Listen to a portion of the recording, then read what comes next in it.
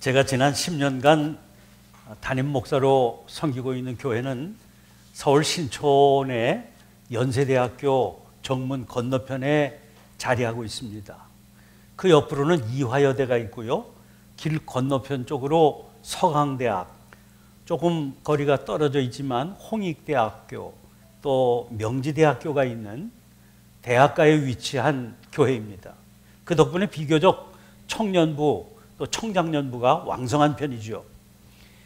그러나 올해로 역사가 118년이나 되는 교회이다 보니까 장년부는 연세 높으신 어른들 비율이 꽤 높습니다. 나이가 70이 넘은 저조차도 나이 얘기를 거기서 꺼내기가 조심스럽습니다. 그런 교회에서 목회하다가 이번에 주로 젊은 층들로 이루어져 있는 이 예수님의 사람들 교회에 와서 예배를 드리니까 분위기가 활기차구나 하는 것이 금방 느껴졌습니다.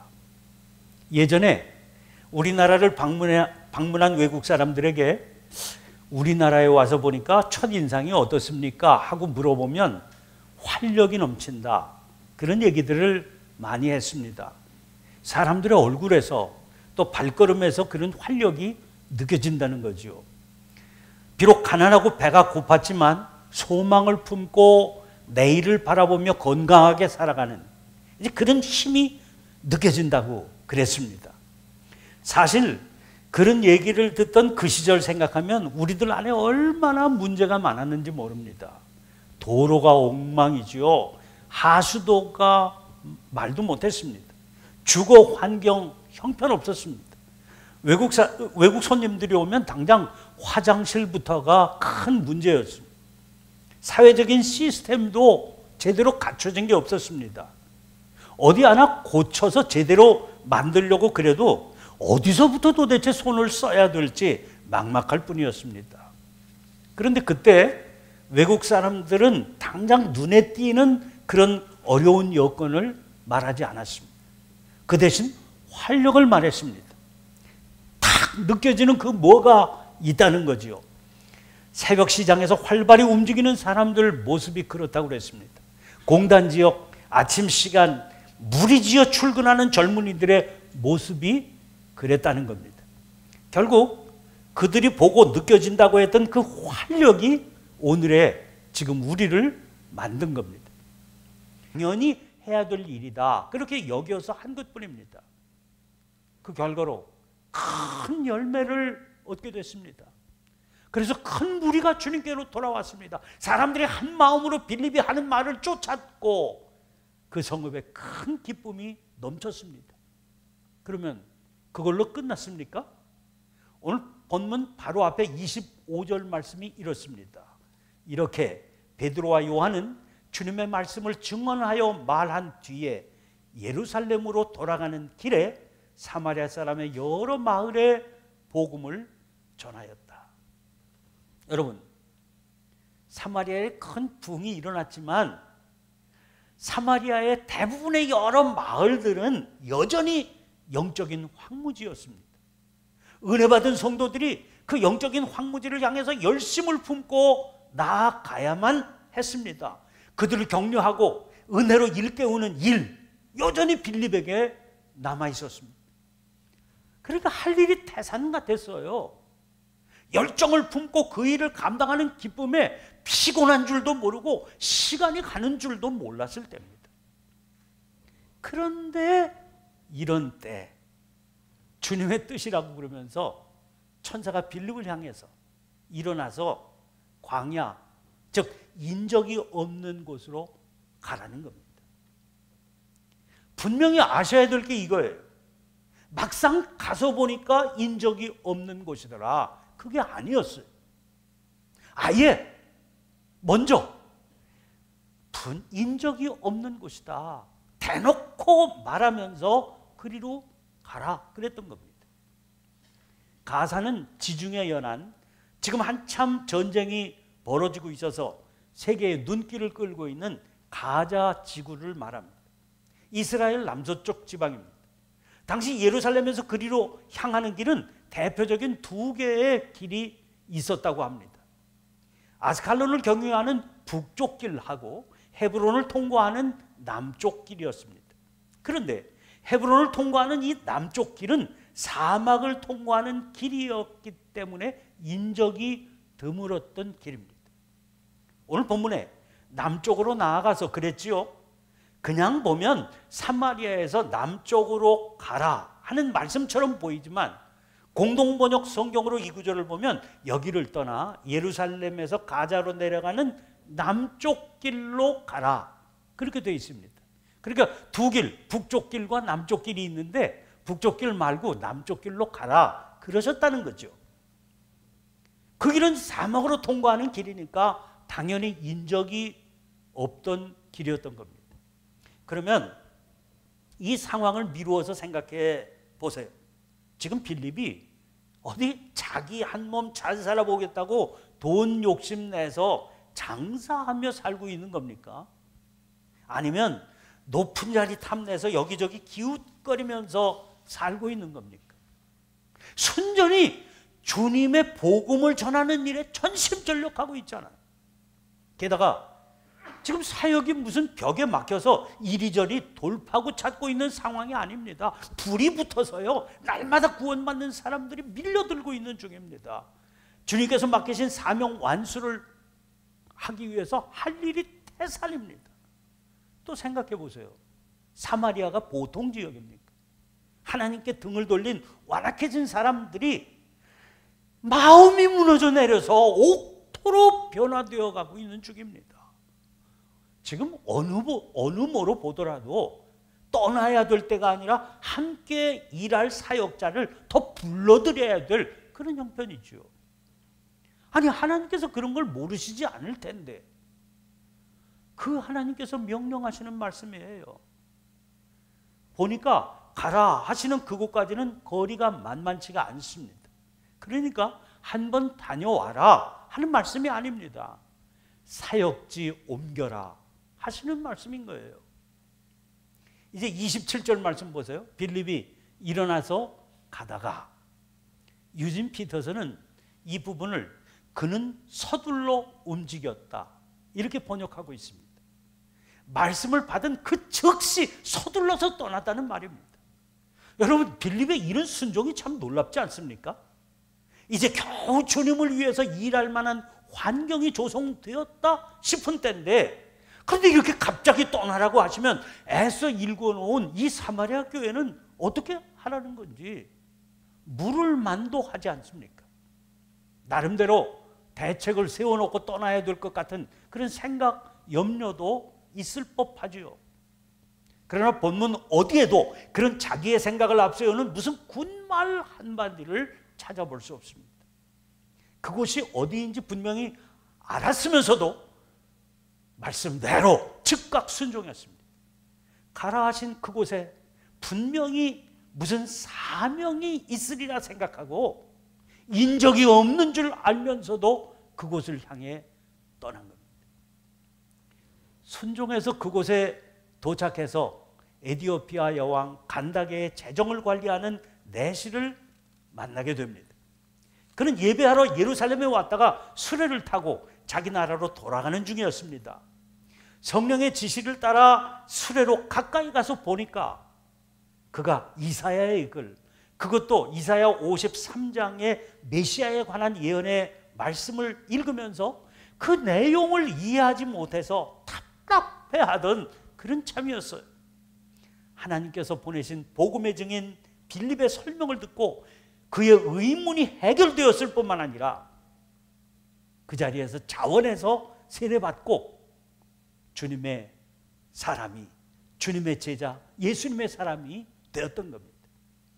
이 일은 선교 역사의 한 장을 여는 놀라운 사건이 됐습니다.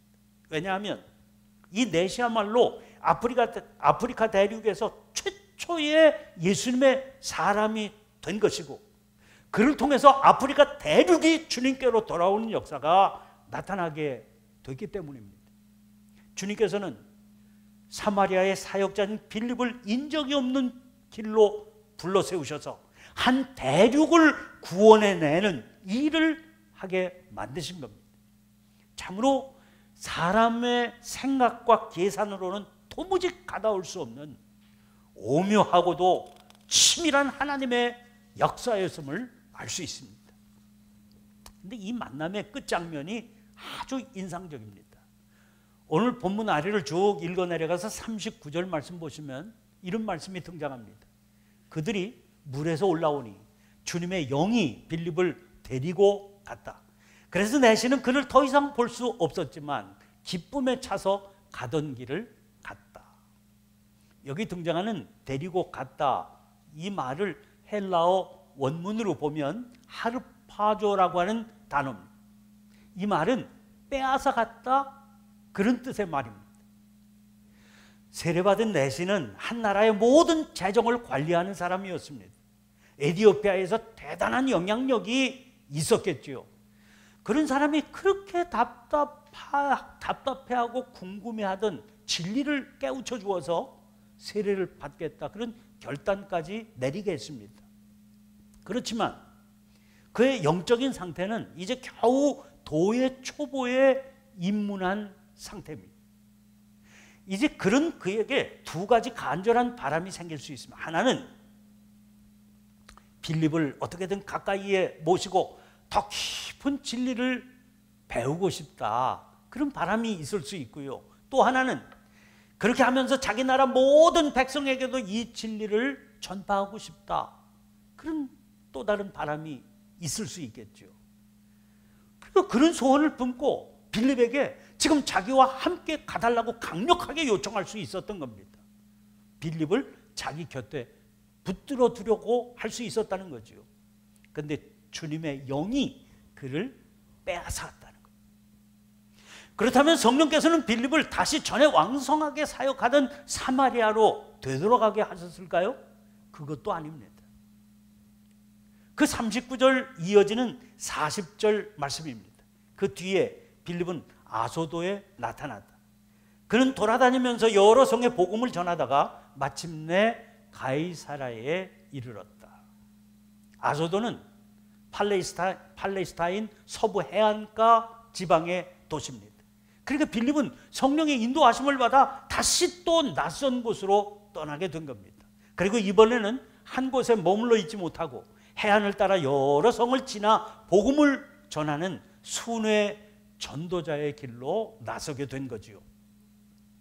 8장에서 그토록 놀라운 모습으로 활약을 펼쳤던 빌립은 이렇게 바람처럼 사라져 버립니다. 그 다음에 꼭 한 번 다시 사도행전에 등장합니다. 21장 8절입니다. 이튿날 우리는 그곳을 떠나서 가이사라에 이르렀다. 7사람 가운데 한 사람인 전도자 빌립의 집에 들어가서 그와 함께 머물게 되었다. 여기 7사람이라고 하는 말이 등장을 하는데, 그 7사람 가운데 한 사람인 전도자 빌립, 이 표현을 주목해 보기를 바랍니다. 여기 7사람이라고 표현되어 있는데 6장에 등장하는 초대교회가 선출했던 7집사를 의미하는 겁니다. 그 7집사는 교회의 행정적인 실무를 담당하던 그런 사역을 하던 사람들이죠. 그랬던 그 사람이 지금 집사 빌립이 아니라 전도자라고 하는 이름으로 불리고 있습니다. 단순한 순회 전도자가 아니었습니다. 가이사라에 머물러 살게 되었을 때 그의 집은 그곳 교회 공동체의 중심지, 선교의 기지가 되어 있었습니다. 바울 일행도 이곳으로 찾아온 것을 보면 그만큼 온 교회에 소문이 나 있어서요, 가이사라로 가면 무조건 빌립의 집을 찾아가라, 이렇게 알려져 있었던 겁니다. 그는 그만큼 당시 전도자들의 강력한 후원자 역할을 감당하고 있었던 거지요. 빌립이라고 하는 사람은 베드로나 바울처럼 성경에 그 이름이 화려하게 등장하고 있는 사람은 아닙니다. 그러나 전도자라고 하는 이름으로 불렸던, 복음 전하는 일에 자기의 모든 것을 헌신했던 훌륭한 예수님의 사람이었던 겁니다. 우리 한국 선교 초기의 부흥을 말할 때 반드시 언급하게 되는 분들이 있습니다. 권서라고 하는 이름으로 부르던 분들입니다. 권서란 사람들에게 성경책을 사서 읽도록 권하는 사람, 성경책이나 전도책자를 파는 행상인을 말합니다. 이 땅에 복음을 전파하기 위해서 아펜젤러 언더우드 선교사가 우리나라에 입국한 것은 1885년입니다. 그런데 그 이전 벌써 이 땅에서는 우리나라 사람들에 의해서 복음이 전해지고 있었습니다. 만주에서 활동했던 스코틀랜드 선교사 로스라고 하는 분이 1882년, 그러니까 아펜젤러가 들어오기 3년 전에 누가복음과 요한복음을 한글로 번역했습니다. 로스는 1882년 10월 6일 한국 최초의 권서인 서상륜에게 500권의 단편 성경과 그 밖에 기독교 관계 소책자들을 주어서 평안도 의주로 들어가게 했습니다. 이렇게 권서 활동이라고 하는 게 시작이 됐는데, 이 권서들은 매일 아침 7시에서 8시까지 찬송과 기도, 성경 공부를 하고 오전 9시부터 2씩 짝을 지어서 판매 활동을 시작했습니다. 하루에 100권에서 150권의 책을 복음 괴짝이라고 불리던 상자나 보찜에 넣어서 짊어지고 다니면서 이것들을 팔았습니다. 원칙적으로 사역을 마감하는 시간은 오후 6시로 되어 있었지만 밤 9시를 넘겨서 발이 부르트고 온 몸이 파김치가 되어서 되돌아오는 경우가 많았습니다. 저녁 식사 후에는 다시 사랑방 전도 모임을 가졌고, 개종자가 생기면 근처 교회에 연결시켜주고 그 지역 담당하는 권서가 계속해서 그들을 돌보아 주었습니다. 자, 그 어려웠던 시절인데 실생활에 필요하지도 않은 성경을 믿지도 않는 사람들에게 값을 받고 판 겁니다. 여러분, 이게 얘기가 돼요? 그러니 이게 얼마나 어려운 일이었겠어요. 그렇지만 권서들은 사람이 빵으로만 살 것이 아니라 하나님의 입에서 나오는 모든 말씀으로 살 것이다 외치면서 확신을 가지고 믿지도 않는 사람들에게 성경을 팔았던 겁니다. 글을 모르는 사람들이 많았을 때입니다.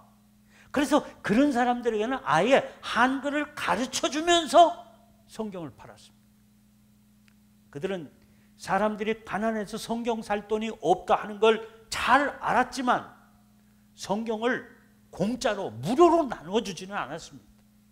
돈이 없다고 그러면 곡식이나 생선, 계란, 옷, 성냥 같은 것들을 성경과 교환했습니다. 이런 말도 안 되는 일을 했으니 여러분, 그들이 받아야 됐을 경멸, 모욕, 핍박, 이런 말할 수도 없었습니다. 사형 귀신에 들렸다면서 마을 사람들이 던지는 돌에 맞아 머리가 깨지고 얼굴이 피로 물들었습니다.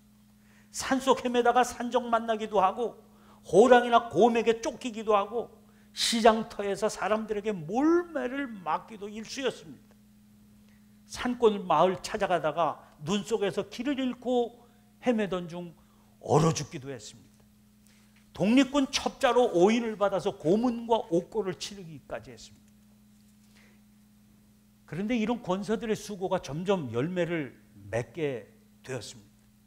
1914년 대구에서 미국 선교사 블레어라고 하는 분이 성경 공부반을 이끌었는데, 그 성경 공부반에서 모인 교인들에게 당신들은 어떻게 기독교를 믿게 됐느냐 물었더니 50명 가운데 20명이 권서가 전해준 복음서를 읽고 믿게 됐다, 이렇게 말했다는 거예요. 또 1902년 송도에서 콜리어 선교사는 5년간의 활동으로 307명의 교인을 얻었는데 그 307명 가운데 70%가 권서들의 사역이 거둔 열매였다, 그렇게 보고하고 있습니다.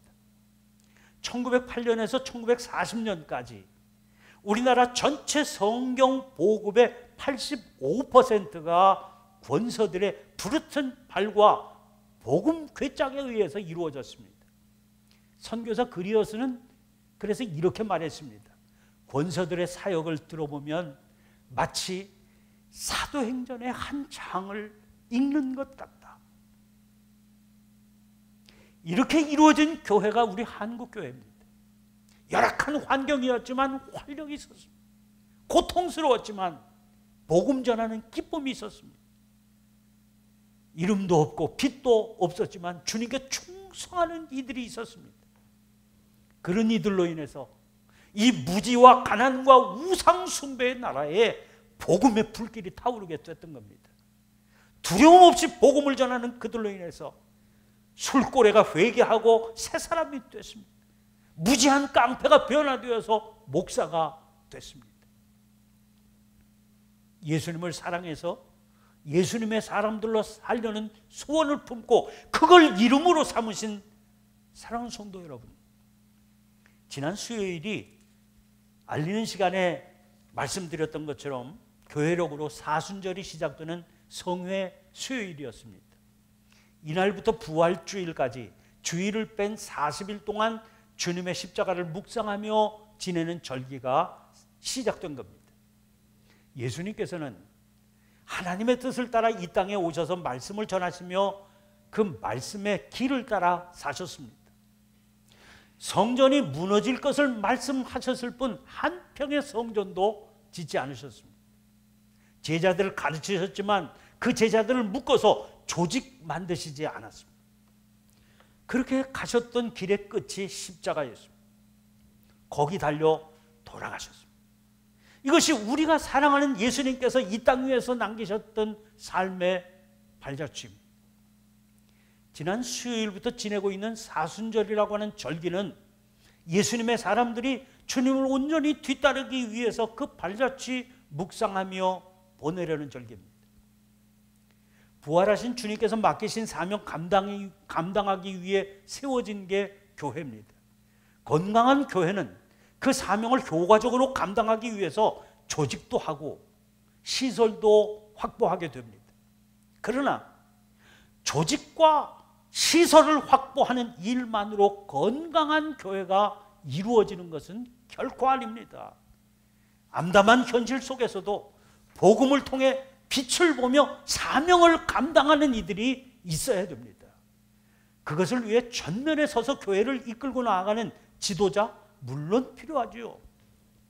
그와 함께 이름도 없이 빛도 없이 주님의 은혜 감사해서 기쁨으로 복음 전하며 살아가는 그런 이들이 있어야 됩니다. 우리 한국교회는 전도자 빌립에 못지않은 이런 소중한 믿음의 자랑스러운 선배들이 있었습니다. 그분들의 아름다운 믿음의 유산을 이어받느냐 그렇지 못하느냐, 그게 이 땅에 세워진 교회의 앞날을 좌우하게 될 겁니다. 그러면 이 일을 누가 해야 되겠습니까? 누가 이 시대의 빌립이 되어 살아가고 누가 이 시대의 권서가 되어 살아가야 되겠습니까? 예수님의 사람 되어 살겠다고 그걸 아예 이름에 담고 살아가는 여러분들이 그런 예수님의 사람들이 되셔야 되지 않겠습니까?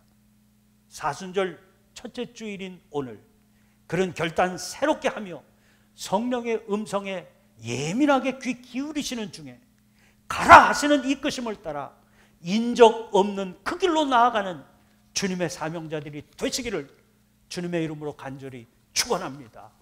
기도하겠습니다. 여러분, 사순절 첫째 주일인 오늘 주님께서는 사도행전 8장에 등장하는 빌립의 모습을 우리 앞에 보여주시며 강력하게 사도행전 29장도 그런 모습이 되어서 살아가야 한다고 일깨우십니다. 오늘 주신 말씀을 붙들고 이 시대에 빌립이 되어 살아가고 이 시대의 권서가 되어 살아가야 할 우리들이 다시 한번 각오를 새롭게 하는 기도를 주님 앞에 올려드리기를 원합니다.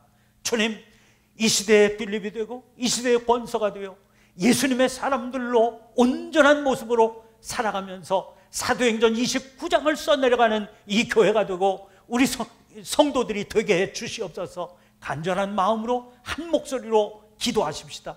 거룩하신 아버지 하나님, 복된 주일 주의 전을 모여 함께 온전히 예배드리면서 들려주시는 말씀의 도전을 아버지 하나님 다시 한번 각오를 새롭게 할 수 있는 기회를 허락해 주셨으니 감사합니다. 자비로우신 아버지 하나님, 성령의 일감을 받고 아버지 하나님 예수님의 사람들 되기를 소원하여 그 이름으로 아버지 하나님 저희들의 이름을 삼은 저희들입니다. 각오를 새롭게 하고 사순절 첫째 주인 다시 한번 주님의 뒤를 따라 주님의 분부를 실천하며 살아가기로 다짐하는 복된 날 되게 하여 주옵소서. 하늘문을 열어주시옵소서. 성령의 일깨움을 받고 사람의 계산과 생각을 뛰어넘는 하나님의 명령을 따라 아버지 인정 없는 길을 향하여 누군가의 마차에 가까이 다가서는 저희들이 되게 하여 주시옵소서. 그리하여 사도행전 29장이 쓰여지는 가운데 저희들을 통해 주님의 교회가 이 땅 위에 든든히 서게 되 놀라운 은혜와 축복의 사건이 일어나게 하여 주시옵소서. 우리 주님께서 저희들을 도구로 사용해 주시죠. 확실히 싸우고 순종하는 각오를 주님 앞에 올려드리며 예수님 이름으로 기도하옵나이다.